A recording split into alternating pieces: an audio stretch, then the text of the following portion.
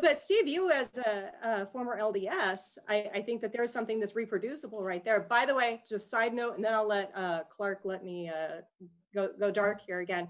But the chat is blowing up with a side conversation completely unrelated about hell. So we're going to put a pin in that. I think that would be an awesome conversation to have later. I want you guys to know that that's kind of blowing up on the side, and let's maybe discuss bringing that in as a conversation later. But so okay.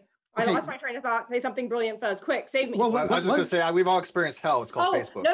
Okay, so the burning in the bosom. So the reproducible, like within the Christian community, there's of course the different sects of Protestant Christianity, and like you can have the charismatics that have or Pentecostals that have this experience that causes them to fall down and be slain in the spirit. And so this is like a broad religious experience that to them is evidence. But if we take it to LDS, which most of Protestant Christianity does not recognize as valid, that they will tell you to pray for a burning in the bosom. This is a broad experience within the Mormon community. So again, does that validate it, the breadth of those experiences?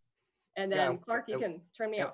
And we also see, though, with the whole Pentecostal, the slain in spirit, we see people like Benny Hinn and those kind of evangelists that do fake false healings, which, by the way, I am very much against all these healers.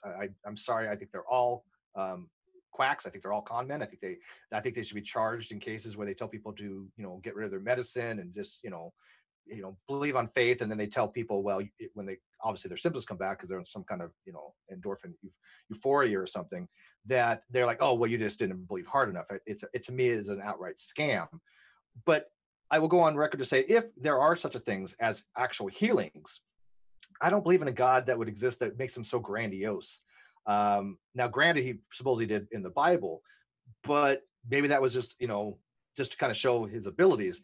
But I don't think somebody who's making millions of dollars by faith healing is somebody that God's going to be revealing of some kind of magical power from, and I hate to use the word magic, but to them, it's to a non-believer, they do call this magic. I don't, by the way.